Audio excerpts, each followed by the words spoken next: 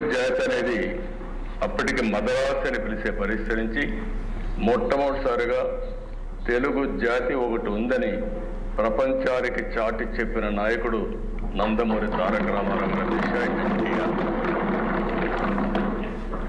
అదే సమయంలో దిశ మనందరం ఒకసారి ఆలోచిస్తే తెలుగు నేలపైన పుట్టినటువంటి పివి నరసింహరావు గారు ఆర్థిక సంస్కరణలు తీసుకొచ్చాడు.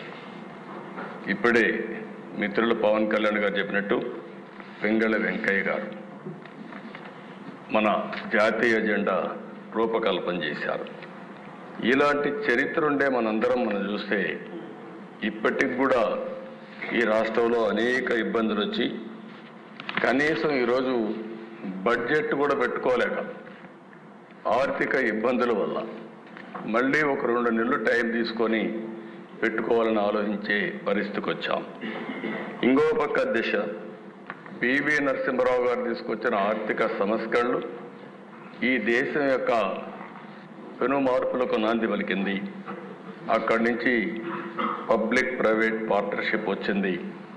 దీంతో బ్రహ్మాండంగా అభివృద్ధి జరగడమే కాకుండా ఈరోజు వికసిత్ భారత్ 2047 నరేంద్ర మోడీ గారు ఏదైతే మాట్లాడుతున్నారో నాకు ఏమాత్రం అనుమానం లేదు. 2047కి భారతదేశం ప్రపంచంలో మొదటి స్థానంలో కానీ 2వ స్థానంలో కానీ ఉండే అవకాశాలు ఉన్నాయి. అది మన చేతుల్లోనే ఉందని చెప్పి కూడా నేను మీకు తెలియజేస్తున్న దిశ.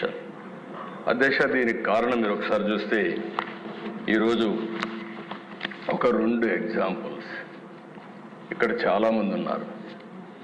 25 ఏళ్లకు మునుపు విజన్ 2020 తయారు చేశాం సమైక్య ఆంధ్రప్రదేశ్ కోసం. మీరు కూడా భాగస్వాములు దాంట్లో. ఆ విజన్ 2020 తయారు చేసిన తర్వాత మనం అభివృద్ధి స్టార్ట్ చేశాం. ఆ రోజు ఏ నిధులైతే ఉన్నాయో ఆ నిధులనే పెట్టి మనం ముందుకు పోగలిగాం. ఈరోజు మీరు చూస్తే దేశంలోనే highest per capita income Telangana రాష్ట్రం ఉండడం ఆ రోజు చేసిన అభివృద్ధి వల్ల సాధ్యమైందని చెప్పి కూడా నేను మీకు తెలియజేస్తున్నాను. ఇది గుజరాత్, ఇంకా చాలా రాష్ట్రాలు ఉన్నాయి అధ్యక్ష. గుజరాత్ ఉంది, కర్ణాటక ఉంది, హర్యానా ఉంది. అన్ని రాష్ట్రాల కంటే ముందు పోయే పరిస్థితికి వచ్చింది. ఇది ఒక ఉదాహరణ మాత్రం. ఇంకో పక్క దిశ మీరు ఒకసారి చూస్తే ఎన్ఆర్ఐస్. ఎందుకు ఈ సభలో ఈ మాటలు చెప్తున్నానంటే ఈరోజు పవన్ కళ్యాణ్ గారు మాట్లాడినప్పుడు ఒక విషయం చాలా స్పష్టంగా చెప్పాడు. నేను వివేకానంద స్ఫూర్తిని కూడా మీకు చెప్పాను. ఈరోజు ఇక్కడుండే హౌస్లో మెంబర్స్ అందరం కలిసి సమిష్టిగా పనిచేస్తే ఈ రాష్ట్రాన్ని నెంబర్ 1 రాష్ట్రంగా తయారు చేయడం కష్టం కాదనే విషయానికి నేను ఈ విషయాలు మీ దృష్టికి తీసుకొస్తున్నాను. ఈరోజు మీరు చూస్తే అధ్యక్ష 25 ఏళ్ళు 30 ఏళ్ళకు మనం ఆ రోజు ప్రభుత్వం ఐటీకి ప్రాధాన్యత ఇచ్చాం. అదే మరిగా భారతదేశం మొత్తం ఇండియన్స్ అంతా ఐటీ బాగా నేర్చుకునే పరిస్థితికి వచ్చారు. ఈరోజు మీరు చూస్తే మన వాళ్ళు ఇండియన్స్ 2 కోట్ల మంది 3 కోట్ల మంది విదేశాలకు వెళ్ళారు. అమెరికాకు చాలామంది వెళ్ళారు. అమెరికాలో చూస్తే అధ్యక్ష 25 ఏళ్ళు వచ్చిన మార్పు ఇండియన్ ఆరిజిన్ ఎవరైతే ఉన్నారో వీళ్ళ ఆదాయం తలసరి ఆదాయం $1,19,000. మన తర్వాత ఎవరైనా చూస్తే అధ్యక్ష తైవానీస్, వాళ్ళ ఆదాయం $95,700. వాళ్ళ తర్వాత చైనీస్, వాళ్ళ ఆదాయం $81,000. జపనీస్ 80,000, పాకిస్తానీ 70,000. ఈ విధంగా చూసుకుంటే అధ్యక్ష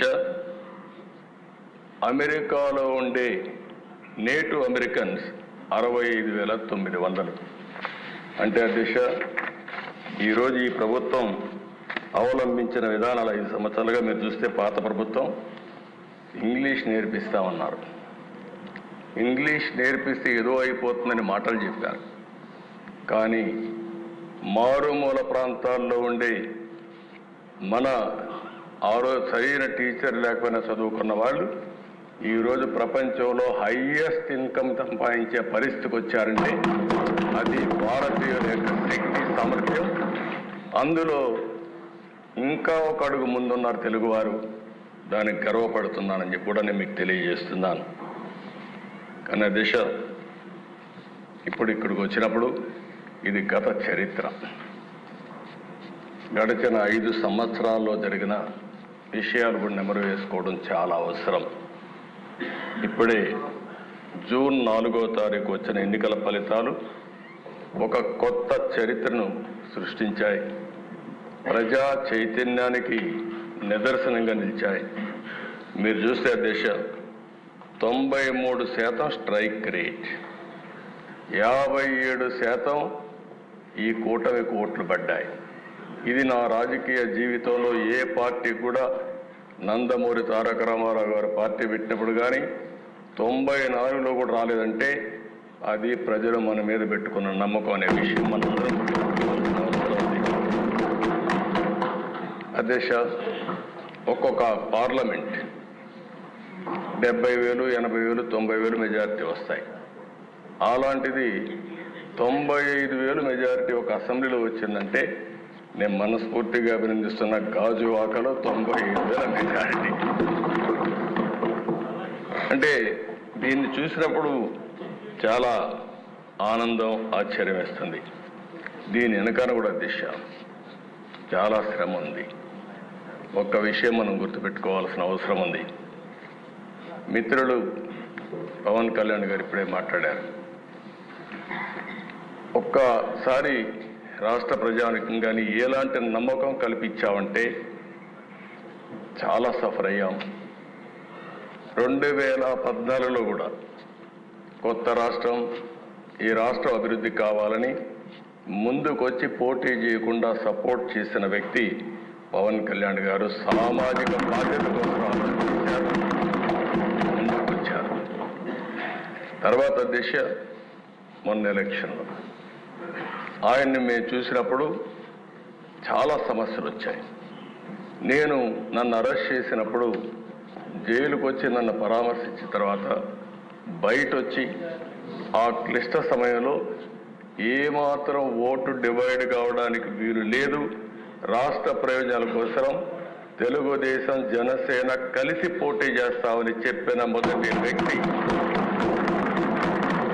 పవన్ కళ్యాణ్. అంటే ఇది ఒక సామాజిక బాధ్యతగా తీసుకున్నాను.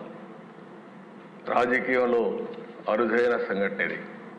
ఇద్దరం కలిసిన తర్వాత బీజేపీ వారు కూడా ముందుకొచ్చారు, కేంద్ర నాయకత్వం. ముగ్గురం కలిసిన తర్వాత దిశ ఇది ఒక సునామీ. ఎవ్వరూ ఊహించిన సునామీ రాష్ట్రంలో వచ్చిందంటే ఎన్నికల్లో కూడా మనం తీసుకున్న నిర్ణయాలు కారణం. ఆ నిర్ణయాన్ని మళ్ళీ మనందరం కలిసి వారు ఒక మాట చెప్పారు, మనస్ఫూర్తిగా వినిపిస్తున్నా. ఈ రాష్ట్రాన్ని మళ్ళీ ఘాటిలో పెట్టి అన్ని విధాల అభివృద్ధి చేసే వరకు ఏమాత్రం ఆలోచించకుండా సమైక్యంగా ముందుకు పోవడానికి ఆలోచిస్తామని ఈ సభ ద్వారా రాష్ట్ర ప్రజానికానికి కూడా మేము ఒక హామీ ఇస్తున్నాం, చేస్తామని చెప్పి కూడా మీకు కూడా తెలియజేస్తాను. అధ్యక్ష, ఈసారి ఎన్నికలు రాష్ట్రం కోసం, తమ బిడ్డల కోసం, భవిష్యత్ తరాల కోసం ప్రజలు ఇచ్చిన తీర్పు ఇది.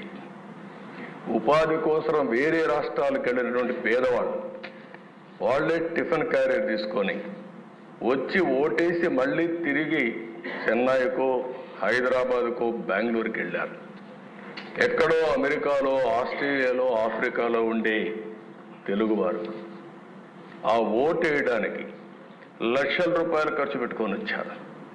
కొంతమంది 3 నెలలు 5 నెలలు ఇక్కడ ఉండే మెంబర్స్కి అందరూ కూడా అర్థం కాదు, కానీ వాళ్ళే వచ్చి వాళ్ళ డబ్బులు ఖర్చు పెట్టుకొని గెలిపించి మనకు చెప్పకుండా వెళ్ళారంటే అది వాళ్ళకు ఉండే